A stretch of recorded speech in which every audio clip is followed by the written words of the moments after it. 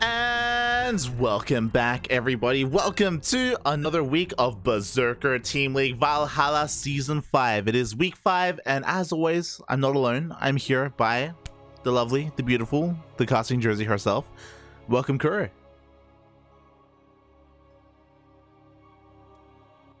We can't hear you if you're there, Kuro. Hold on, I had to reconnect to Discord because it was, for some reason it was derping.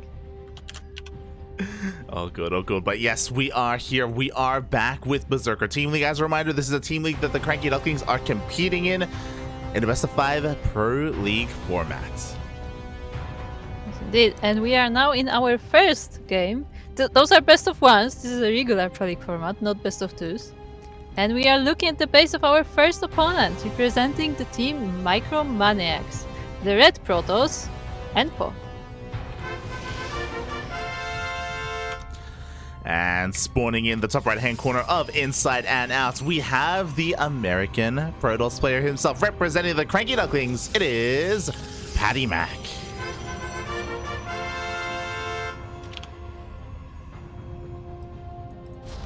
Yep, PattyMac, also known as the #1 investigative journalist.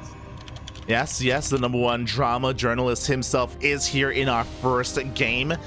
Oh boy, and to kind of catch everyone up to speed, of course, it isn't just a best of 5 format, but we are in a round robin group stage with many other teams. At the moment, the format, originally there were 2 groups of, I think, 6 or 7. But they have decided to, I think they're deciding to merge the groups. They're looking to change the format up a little bit, but regardless, we still have this match going on. As far as I know, the format is currently being discussed because, as you said, they had unusual number of teams who had to unfortunately forfeit like midway through the league, so they may be changing things slightly with the groups, but the final decision is still not there yet, I believe. Yeah, and already things are popping up here in this PvP because for an odd reason, PattyMac has gone for a gate on top of the ramp here. We do have 2 gateways here in the main base. This is all scouted by EnPo. This is unusual because in a PvP on Inside and Out, we usually go for a gate on the low ground like EnPo has done himself. But to respond, because of the probe scout, he has also thrown down an additional gateway. Okay, so I guess both players just checking out what's happening there. And we see that this is not the only odd thing that PattyMac has done. Yeah, exactly. We have a proxy gateway here in the middle of the map. So we have a 3-gate aggression coming out from PattyMac.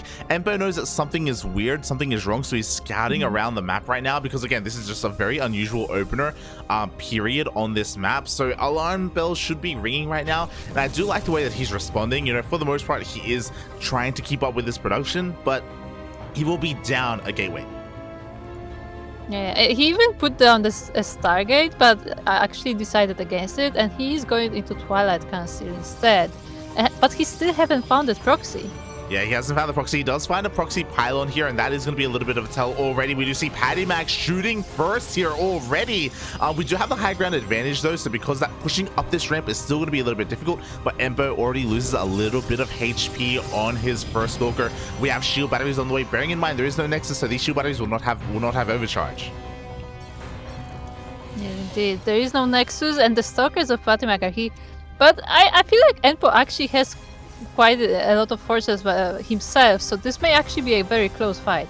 Yeah, we'll see how this goes because a lot's going down right now. We do have the shield barrier putting in overtime. PattyMac does have the numbers, but again, pushing up this ramp is not going to work. He almost loses one of his Stalkers. Good enough micro to keep everything alive, but EnPo goes for his own proxy. With that Twilight Council, he's not using it for Blink, he's using it for a Dark Shrine. Yeah, actually, interesting choice by EnPo, especially considering he's putting it on this side of the map with another gateway there. But I guess it's for PattyMac to not know how many gates there are, but he's moving in right now. Yeah, exactly. He has enough Stalkers to 2-shot what EnPo has, and every single Stalker will slowly go down. The Dark Shrine is only halfway done, and by the time it finishes, it's possible that there may not be any production here for EnPo. Yeah, both the shield batteries are already depleted, so there is no healing for these units, and the probes are forced offline. Yeah, probes are forced offline. Every single Stalker is going to go down right now. EnPo needs to buy time. There is 0 detection available for PattyMac. There's no Robo, there's no Stargate, there is no Forge. So as long as we have a couple of gateways powered, and we do, we can warp in some DTs as soon as the Dark Shrine is done. Yeah, Yeah, I really feel like PattyMac should have focused these pylons sooner, just to, deny the production for EnPo. But now the DT is in, and these stalkers will slowly get sniped down, but not before doing a lot of damage. Yeah, exactly. We do see the DT swiping away at these stalkers, but you know what? As soon as this gets revealed, we have a robo being thrown down for PattyMac. He's even getting some defensive sentries so he can force field the ramp just in case another DT shows up. Yeah, it looks like this is the only DT on the map, right? Yeah, no, there are 2 DTs, so where is the other one? Yeah, the other one is going across the map, but the wall is a wall. We have a couple of sentries here for those force fields, and EnPo is losing everything across the map. 0 workers left. We do have a Nexus. We do have a DT. We do have 2 DTs technically, but GG gets called, and PattyMac takes the first game. Wow, nicely done from PattyMac. A very quick first game, very aggressive, but it worked out. Oh, yeah, exactly. I was honestly a little bit scared. I do think it was a very smart decision for EnPo to go for, or to cancel the Stargate and to go for a Dark Shrine. I do think that's very smart. Unfortunately, it was delayed because it wasn't the initial plan. So because of that, because of the delays that were happening, like, it did mean that by the time the DTs came out, it was a little bit too late. Yeah. Yeah, that's what it looked like. And yeah, like EnPo had no production, EnPo had no energy on shield batteries. So yeah, the stalkers of PattyMac were just too much to handle at that point. Mhm. Oh, yeah. But this is only the first game, and Maniacs still have a chance to bounce back. But we also have our own challengers there. Oh, we do.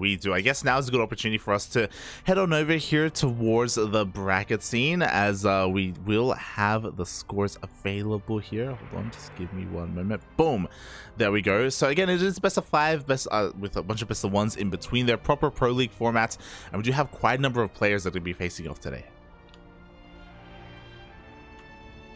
I actually can't see the lineup. Oh god, as we are just switching over to the American server, and as we switch on over, this is where I start to worry a little bit here. Are you telling me StarDuck is asleep? He may have fallen asleep. It is quite possible. Oh, no. It is quite possible. Oh, boy. no. Whoop. I mean, the rest of as we quickly just join the server here, yeah, I'm just gonna try and get our players going. Hop over to NA Papi. Yeah, that's always tricky when you have to go to different servers, like depending on the game. Mhm. But everybody should be here eventually, so we're gonna find each other in the lobby. Yeah, we will find ourselves here in the lobby. We just are looking for our beautiful star player. StarDuck, of course, is going to be coming out next. Unfortunately, StarDuck is not here at the moment. I was speaking to him earlier in the day, but alas, that may not be possible here. We may have to switch over to another series instead. Mm. By the way, I like how our caster for today, because there is another stream in this lobby, and that is Finnish stream actually. Mm-hmm. So if you guys want to check out some casting in Finnish, like, feel free. But I like that the person is actually Neklan Suomi, which means Finnish language, as far as I know. Nice. So like they're literally Neklan Finnish. Where is Soko? Where's Soko when we need him?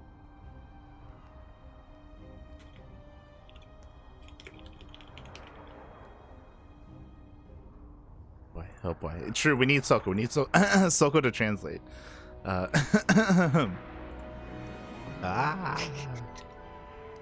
the caster are joking that they should be playing instead, because we don't have the players.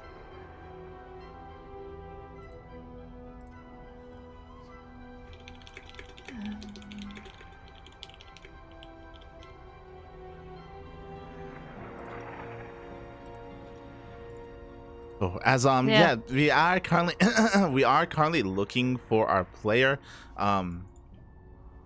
Send these tracks, guys. Spam your tracks in the chat.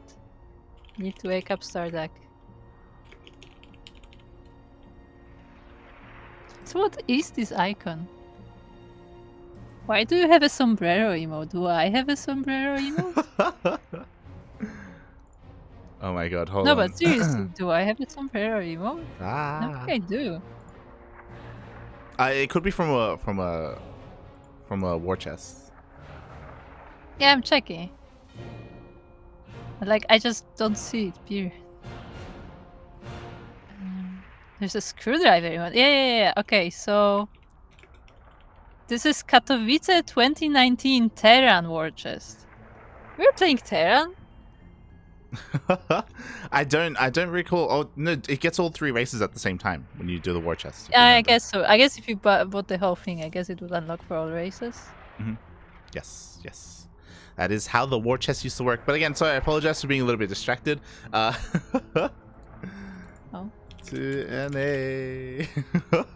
I'm just messaging Vindicta right now because he's streaming. He's streaming at the moment. Yeah, he just started stream. Yeah. So I'm just letting him know to play out his game.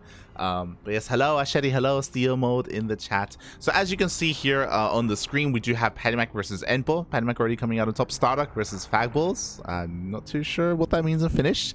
But we do have that series next. Then Vindicta versus Mirzo and Erik versus Alluton. Yes. So I quickly type badge into chat. I got this emote because of StarDuck. There you go.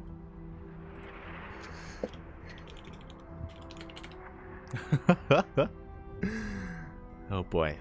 Here we go. So at least this time we do have our players available here. Vindicta versus Mirzo. Mirzo is actually not just a Zerg player, but also the captain of the team.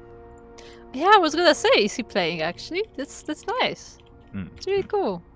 Oh yeah. Yeah, like I feel like Maniacs is not, it's not like one of these, because like I feel like recently we have a lot of like these more amateur teams. Ours also included, I would say, that like recently became professional teams and like got players in their rosters like on the actual top level. I feel like Maniacs is not exactly that kind of team, or at least not yet. But that's also cool that they are competing with like all the other high-level teams. Yeah. I'm not too familiar.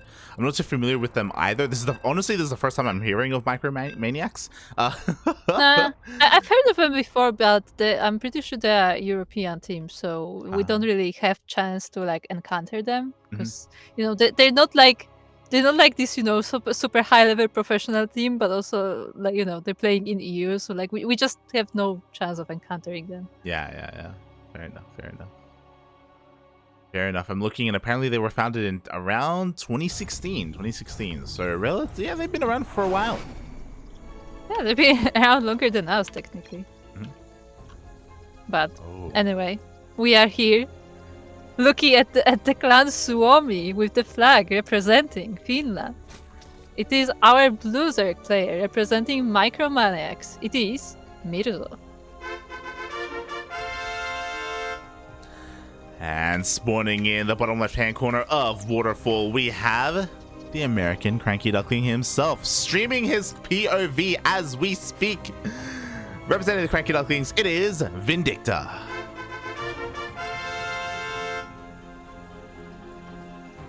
I just want to say, I'm sorry to Vindicta. Oh? Because I know that like on last stream he was smudging a bit that like because PattyMac overslept he had to jump in earlier, and today StarDuck oversleeps he has to jump in earlier. It's like, oh no. Shaking my head. Vindicta. Yeah. I mean, I'm sure he didn't expect PattyMac's game to be so quick. Like it was like 5 minutes. It was not long at all. Oh god. No. But yeah. I hope he is okay with playing a little bit earlier than we planned. He was actually just laddering Protoss, so I mean it's fine. Yeah. I mean, I was just gonna say like this time like he was actually laddering. I'm sure he was pretty fine with that otherwise. I find it funny that it happened twice in a row for different reasons. Yeah, it happens. But so far, we do have a pretty standard opener hatchcast pool from Mirzo. I also want to praise that Finnish flag because it looks really good, actually. It looks really good. Yeah, it does. Look. After the rise of Serial, like, Finland has been much more noticeable in the StarCraft scene, I would say. Oh, yeah. Like, I've seen a lot of more Finnish players lately. Yeah, like the Finnish scene has really risen up in recent years, and this is a part of it, right? Maniacs, a Finnish-only team for the most part, is just full of so many players, and we'll see if they can make a name for themselves here in the more international scene. You were talking about it, like we haven't really been exposed to them because we're not too familiar with the European scene. So how much do they have to offer? Like the first game against PattyMac, obviously a little bit lopsided, but there was a lot of logic behind what the Protoss player was doing, what EnPo was doing. So we'll see how Mirzo can compare against Vindicta, the ace from the CranKy Ducklings. Yeah, I mean, as I said, it was not a bad game per se. Like it was just very aggressive opening from PattyMac that paid off in the long run, I guess. But for now, it looks like Mirzo is playing fairly standard, just defending from this Reaper, just getting his drone cut up, his speed up. Meanwhile, Vindicta is free to expand. Yeah, the one big thing here is that Mirzo is still on 2 bases, which is really weird. He should have a 3rd base by now. For the time being, instead of getting a 3rd, he's getting 2 more queens, because he has to spend his money somehow. But the fact that he's staying on 2 bases is very suspect. He still has 2 workers in gas, but what is the plan here? Usually from 2 bases, we either go into a fast lair or roaches or something. Oh, he's gonna snipe that Reaper. Ooh, just barely. Ooh, the Reaper actually survives. Oh, barely survives. Does see that Mirzo is planning to take another gas, and that is a massive tell as well. Also confirms that 3 workers are in that gas geyser. Does end up losing the Reaper, but was able to get a little bit of scanning information. And from here, we're going into double evil. And the third. Yeah, this is really weird. The Hellions moving out across the map. I mean, this one Reaper, its goal was to look and find a Roach Warren if there was one. These Hellions are going to confirm, okay, it's not going to be a 2-base all-in. And this 1-1-1 opener makes plenty of sense. If you are afraid that Roaches are going to come out across the map, Banshees are usually the answer. Yeah, and they could get damage across the map regardless. Larry's just started though, so there should be detection. And we did see a bunch of queens being produced at the beginning, so I feel like Mirzo should be able to defend Banshees, but we will see.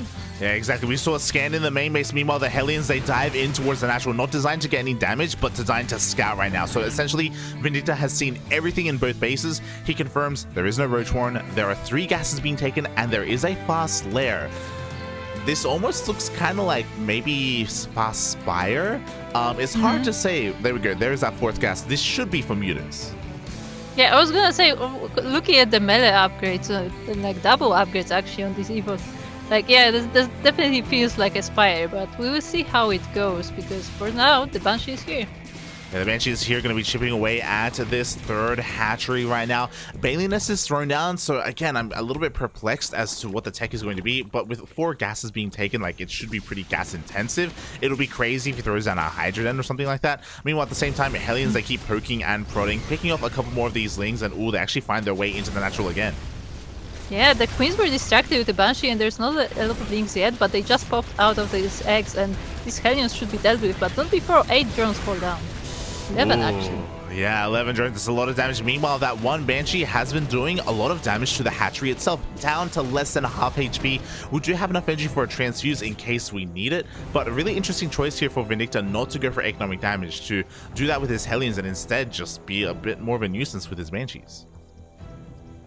I mean, I guess it makes sense because the Banshees were distracting Mirzo pretty effectively and the Hellions were able to get quite a lot of damage, while the Banshees, they're barely damaged at all and they can just dive in now. Yeah, exactly. Oh, and they're here in position to deny the 4th base as well. Meanwhile, Mirzo is going straight into +2 carapace and Baneling speed. So again, Mirzo has a surplus of gas right now because he took so much gas early on. But we see, I guess he's using it just for upgrades right now. It does feel a little bit odd, a little bit inefficient, and could be throwing Vindicta off. But like, he's just playing out his normal game and he's just dealing even more damage.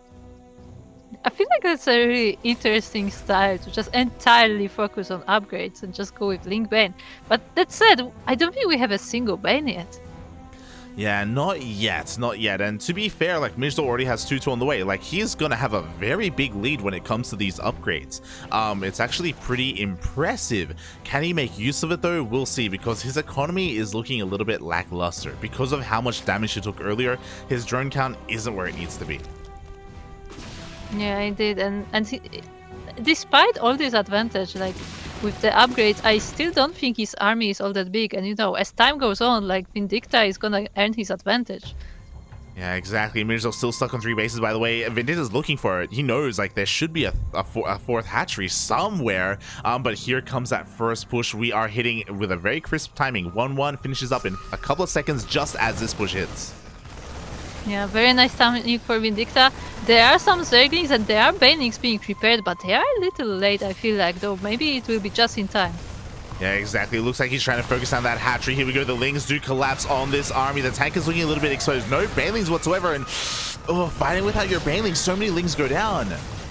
Yeah, the Banelings are here now, but the Vindicta should be able to just pick up these Marines, and the tank is still defending across the bridge. Oh my god, it really is. And you know what, Vindicta, he just dances with the army anyway. In come those Banshees earlier. He wants to get a kill on that hatchery, on the Queen, on anything. He will lose one Banshee. I'm just so impressed that this one relatively small push is still standing for Vindicta. Yeah, it looked really close a few times, but he was able to micro it just right, and now the reinforcements arrive. Ooh, the tank actually a little bit mispathing there. Yeah, a little bit mispathing. It's in a really weird position, but I mean, it's sieged, and it is helping. The Lingbane is going to roll on in, and Mirzo should barely have enough, but does he have enough to bring down these tanks? Oh. Yeah, the tank's still strong. Look at the Vindicta. There was one Baneling for one Marine, and he's still somehow able to focus them down to just kite them back. And now this hatchery is in danger, but there is another reinforcement of Lings. Yeah, I mean, Vindicta, you know, some say split, Papi. He says, tell me how much, okay? The splitting was insane. The hatchery is finally going to go down. Mirzo knocked down to only 2 mining bases. He never got his 4th up and running. And this has just slowly gotten out of control. The workers are falling left and right. The Lingbane is not existent. And Vindicta, he's just rallying on from here. And GG is called. Things are now up 2-0. GG does get called. Vindicta taking a very solid win there against Mirzo. Mirzo had a really, again, interesting style, a style that I haven't seen before. We definitely could see like where it could thrive, and the point of it to I imagine hit a very strong 2-2 timing. But he lost a lot of workers on the way there. Like Vindicta was relentless with the harass. Like, I found it interesting to focus on upgrades first and, like, you know, focus on just the strength of your army, but I feel like there was not enough army in it, you know? Like, it was a strong army, but he just did not have the numbers.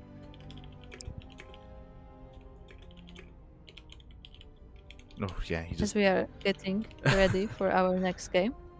Oh, yeah.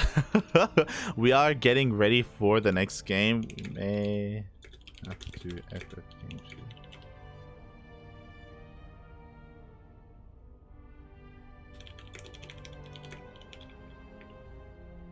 I'm just letting them know that the StarDuck may have fallen asleep. So we may not be able to play out our second game. Feels bad, man. Oh god.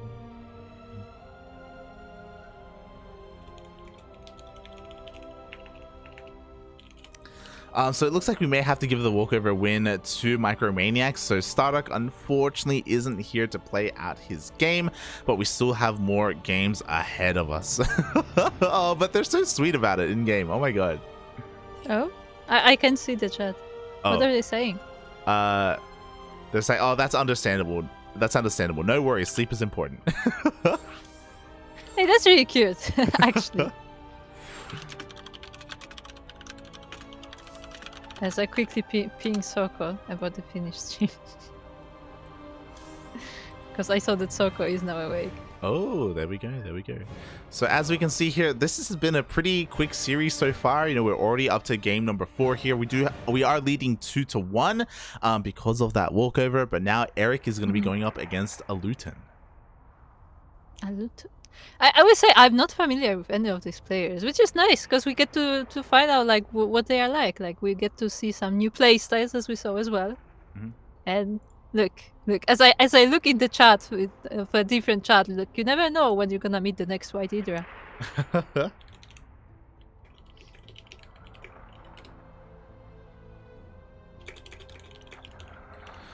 Oh, yes, we just need a couple of moments here to get Erik on over, as he should be on his way soon. TM. I was messaging him during our Vindicta's game. Actually, he was like, "Yo, let me know when I'm ready," and I'm like, "Okay, like in 15 minutes."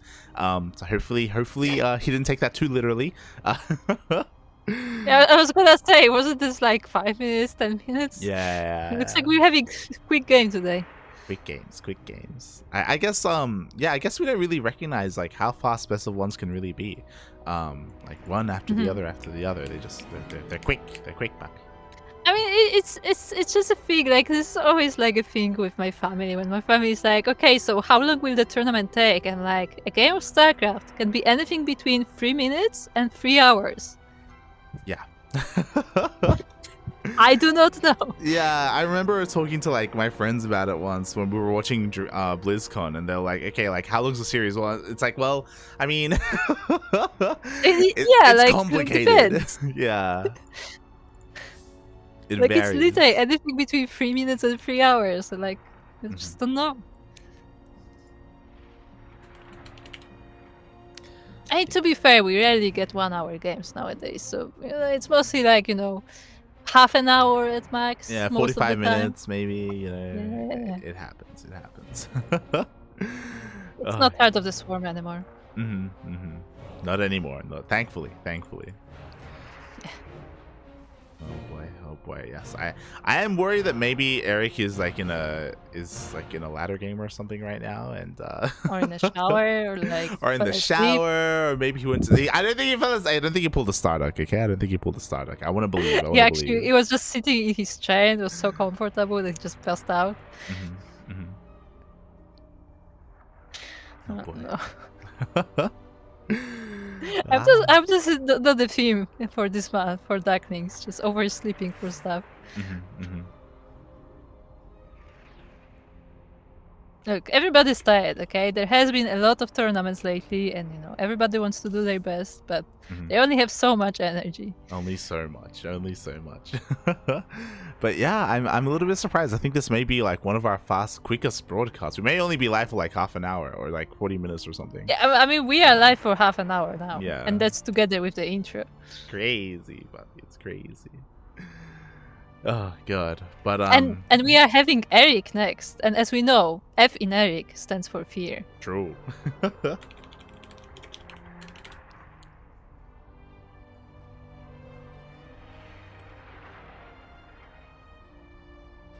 And just letting them know we are good to go. Yes, east. Oh. As I think we are just now. Yeah, we're going. Yeah, we're going. We are going on in. So yeah, I hope everyone has been enjoying themselves here. It is 5:30 a.m. in the morning currently in the land of Australia. So again, I don't blame StarDuck for falling asleep completely. Yeah, especially since he played the tournament last night as well, right? Or in the morning, I guess. Yeah, he did. It can be rough playing in these European hours. Oh boy, but speaking of European hours, here we go. We're getting into game number 4. Yes, and in game number 4, we finally see our Zerg Duckling. Our blue Zerg representing Brazil, and our team, the Ducklings. It is Erik. And spawning in the top left-hand corner of Cosmic Sapphire, we have the Finnish Protoss player himself representing Team Maniacs. It is Alluton. So, we already have a pool. Oh yeah, so we have a pool first from Erik. Very fast spawning pool here. I was gonna say that out of all the Finnish players that we've seen today, Alluton is a name that I recognize.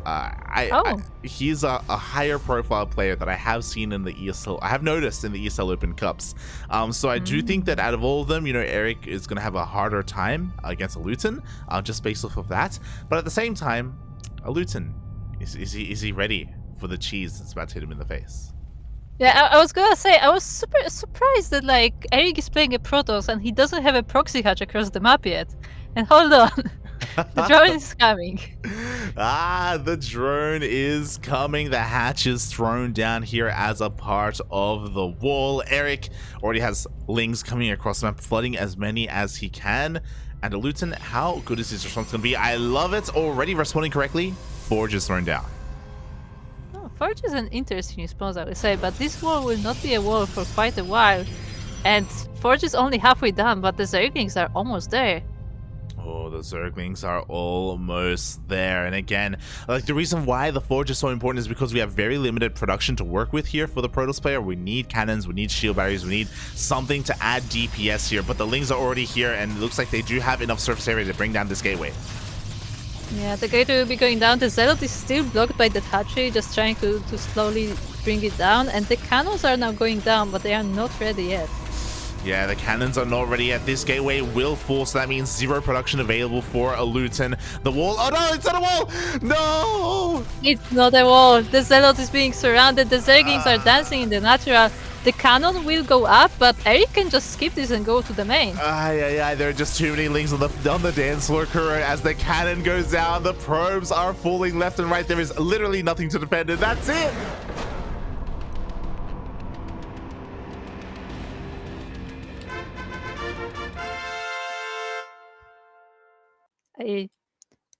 I just want to say I'm sorry.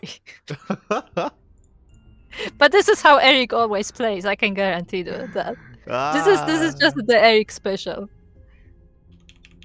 Also look who has come online. Uh-oh.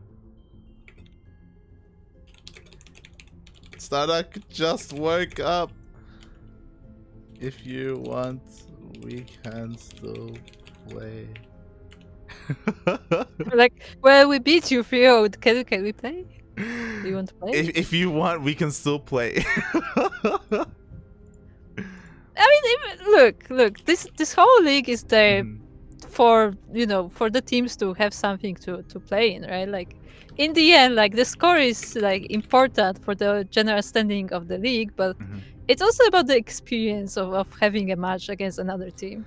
Oh yeah. It's all about the experience. It's all about enjoying yourself and actually being able to perform and represent your team. And I love that they seem to be up for it here.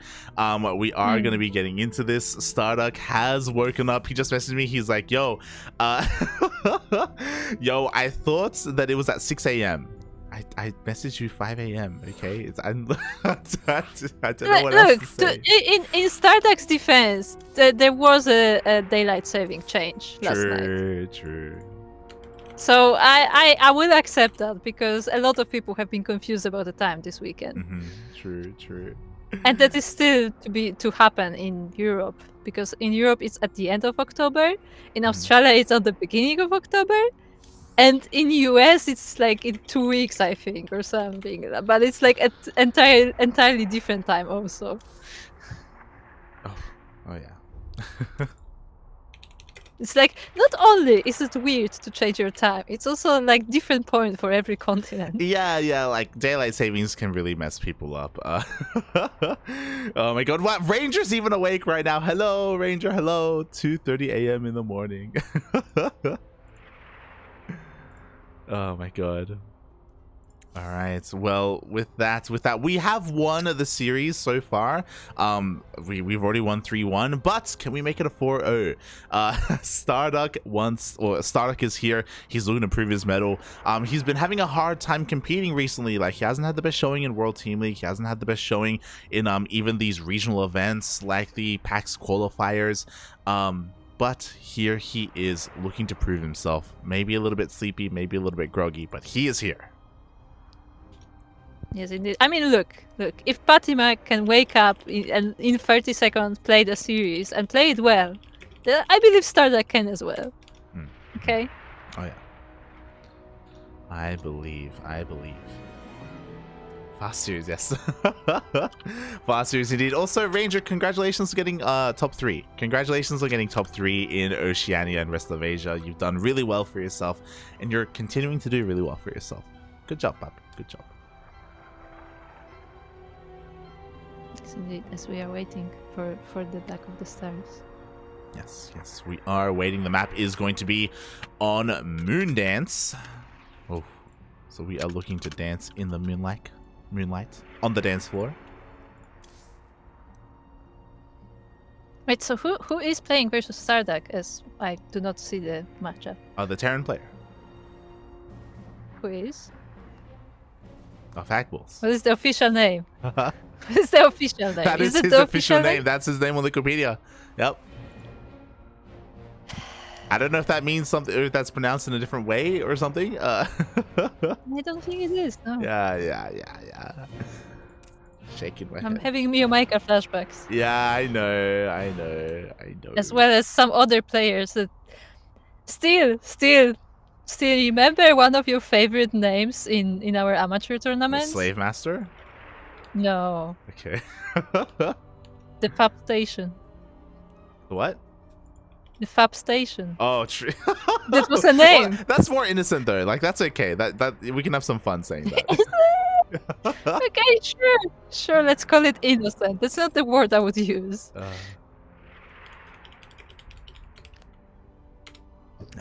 Shaking my head. As we are just getting ready here.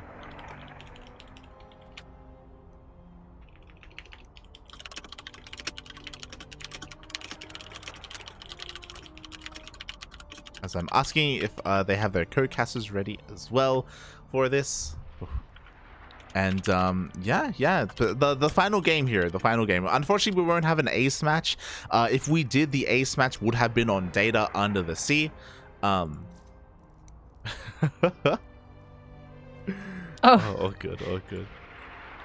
Oh, so Alluton was the co-caster. No, sorry. It looks like they are doing something we used to do before, where like there is one designated caster, and then like the members of the team joining. Yeah. That is really cool though. That they are like, you know, all Finnish, or at least some of them. Yeah, like they seem like a really close knit group of friends, which is really cool. Yeah, it is very good. I mean, look, what I say. Like Ducklings started in a very similar way, where it was just like a group of people that decided to, you know, play games together and represent the same clan, and you know, over time it developed into what it is now. Yeah. You know, it's a great foundation for potentially an amazing team. As we are going to be getting into technically the second game of this best of 5 series. Okay, how do we introduce him? We need to find some other name. Oh, that's we'll see who has to introduce. We'll see how this goes. As we are now loaded into Moondance, not Elite, and we are looking at the red Terran player representing Maniacs. I have nothing. Still, help, still, change the name. I guess it's Fagballs. And spawning in the bottom right hand corner of Moondance, we have the Australian Protoss player himself representing the CranKy Ducklings. It is StarDuck. I'm still shaking my head. Here we go. So yeah, it's great to see StarDuck here competing, especially on a better server. If you remember, in week 1 of BTL, he played against Fighting Frog and he was forced to play on US Central, and he had a really hard time on that server.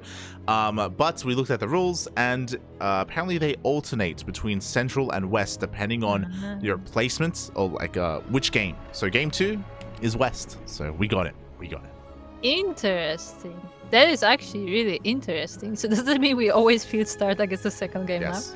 map? Yes, that is the answer. Yes. Nice. I like the strategy. I assume StarDuck does as well.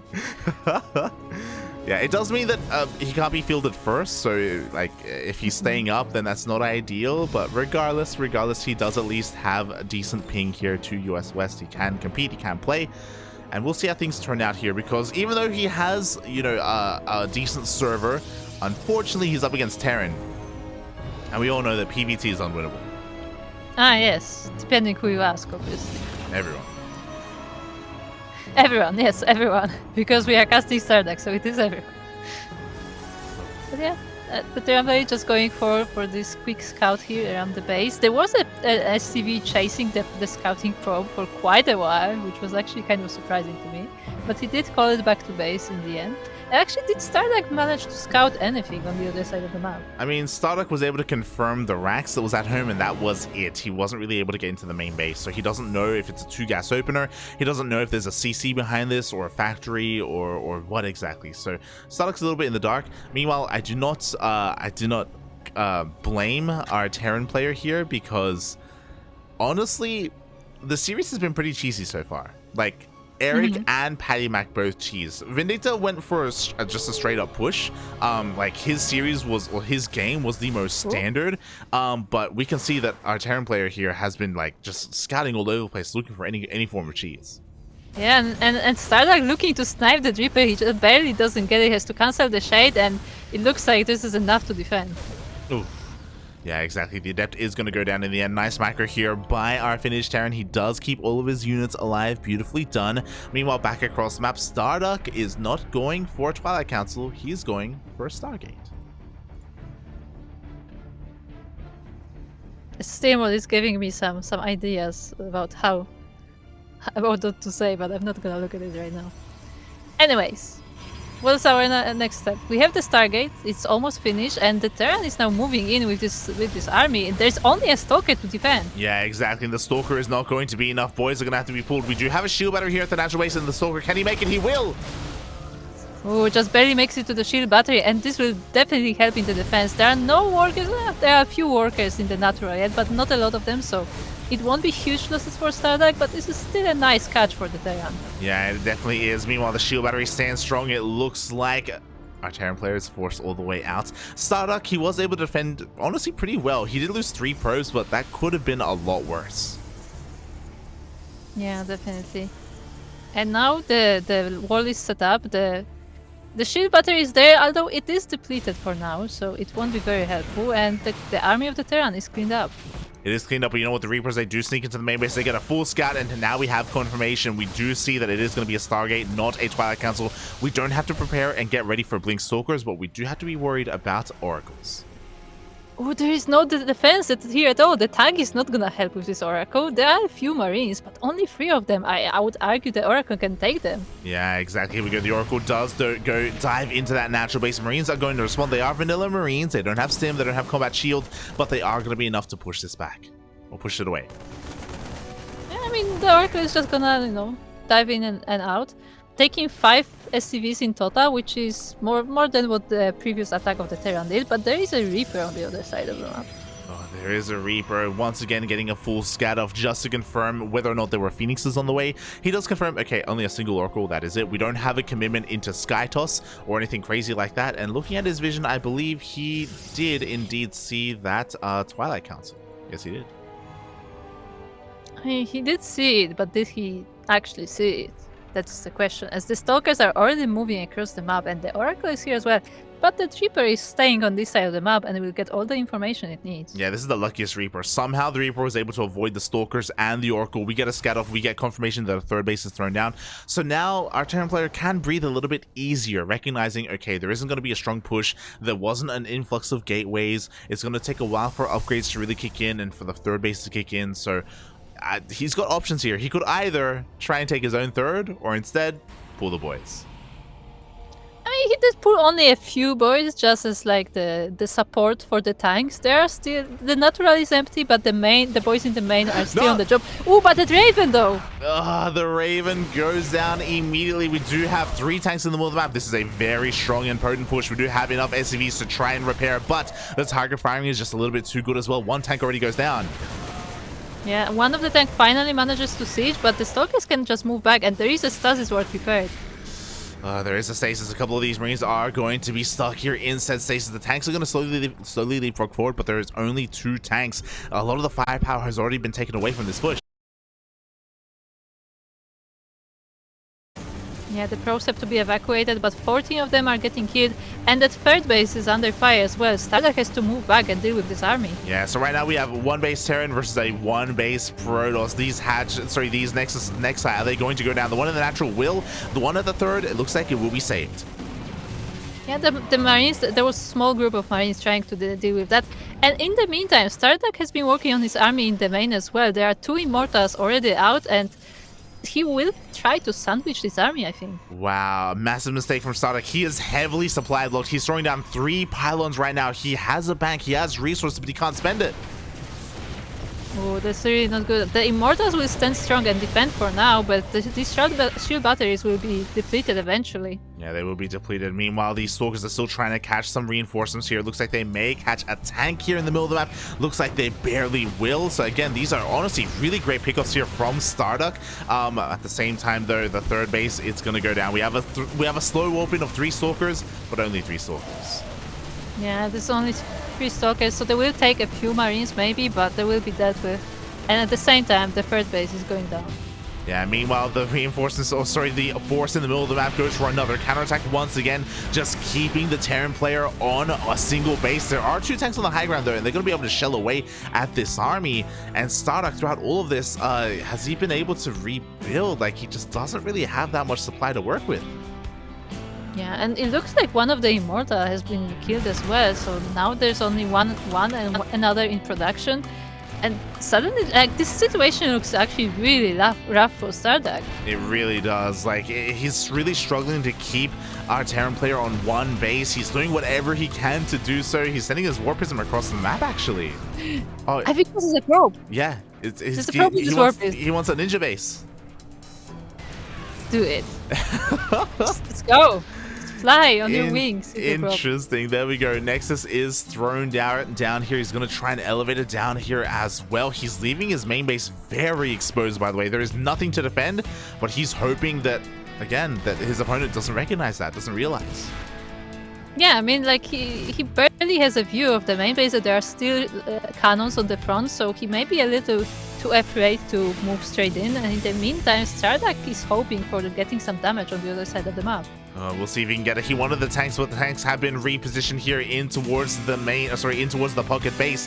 Here comes the small group of Stalkers as well. StarDuck, can he make this work? Can he take down these 3 tanks?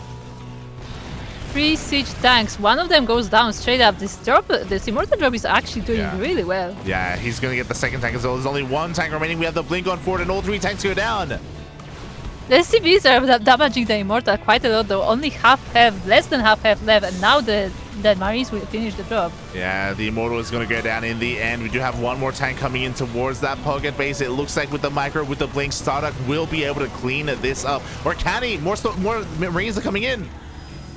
Yeah, the reinforcing Marines are going to be able to deal with this. The Warpies will rotate to the main base, though, and we'll see if our Terran player has enough attention.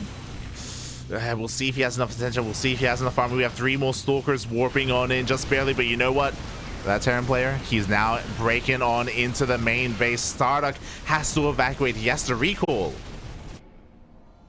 I mean, he has a base right there. And he has to recall right now, though, before our Terran player can see the workers. And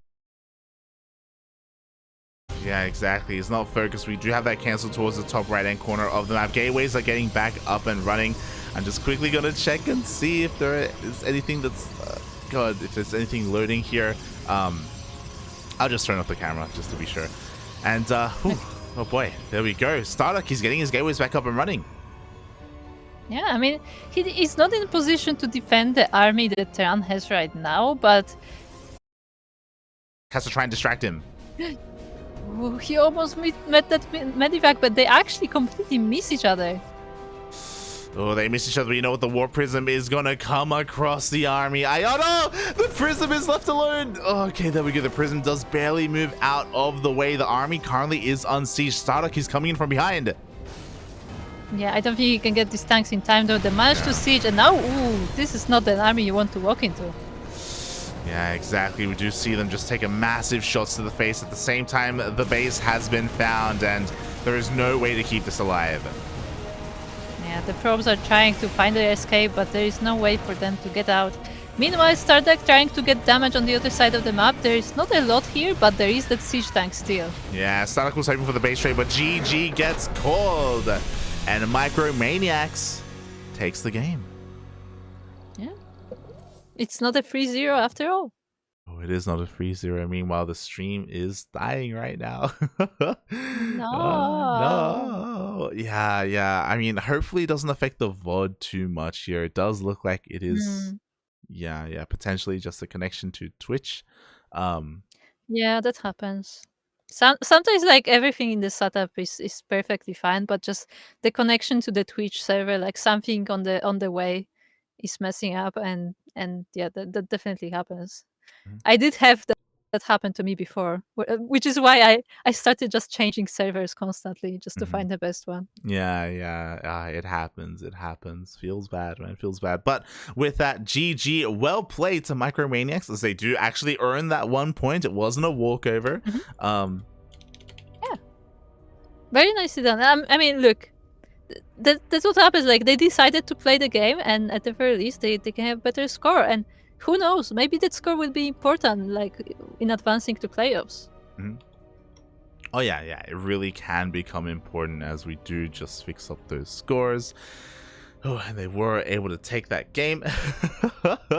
Oh god, I apologize for the dropped frames there towards the end. I'm not too sure what was causing that. Feels bad, man. Feels bad.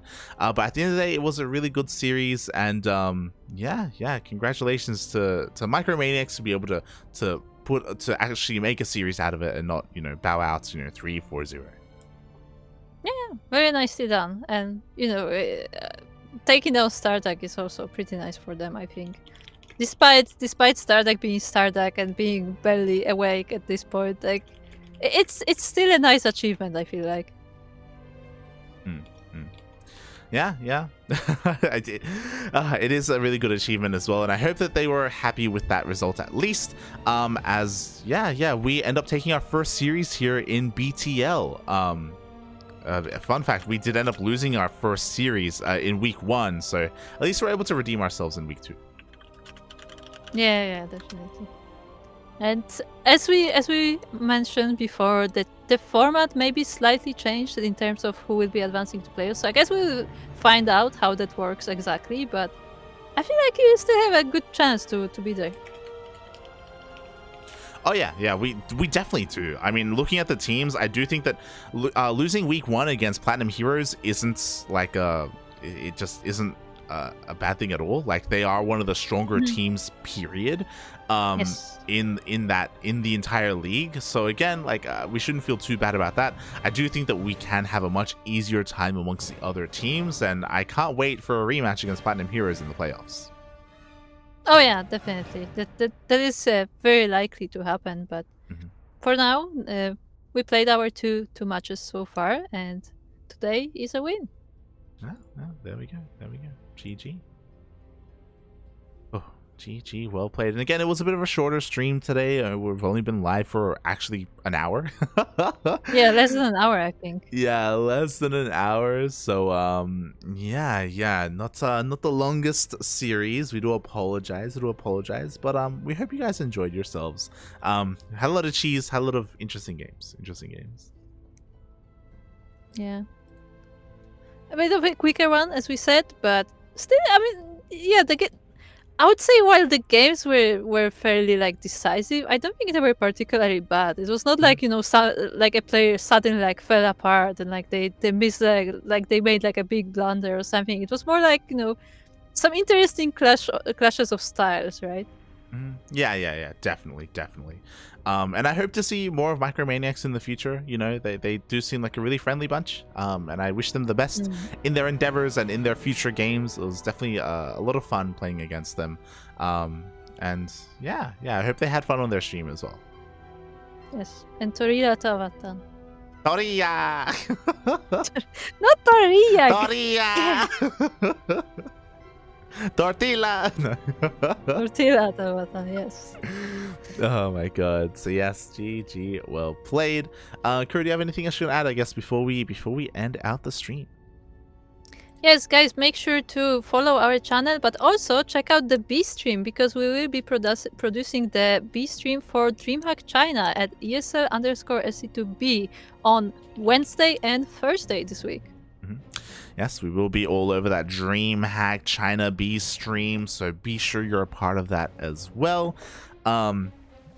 Yeah, that's kind of the major thing that's happening for us this week. Because that no Sparkling Tuna Cup, again, we are going to be on a little bit of a hiatus, and this weekend is also going to be PAX Australia. Potentially, you know, I may go there. We'll see how things work out in the end, and whether we can kind of raise enough money to go there and be a part of that event. It'll be a lot of fun.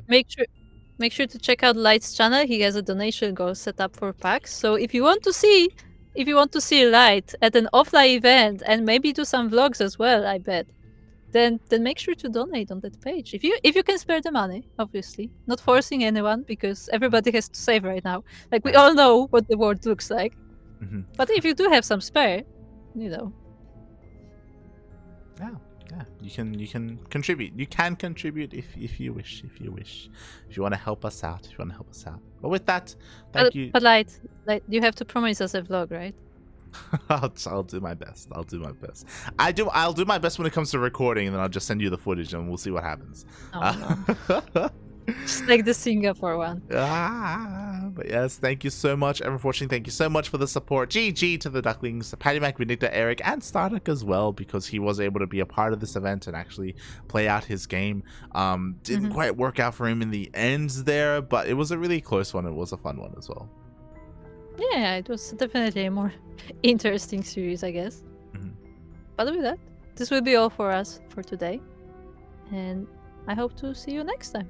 Yeah, we'll see you guys next time for DreamHack China. Bye. Ciao.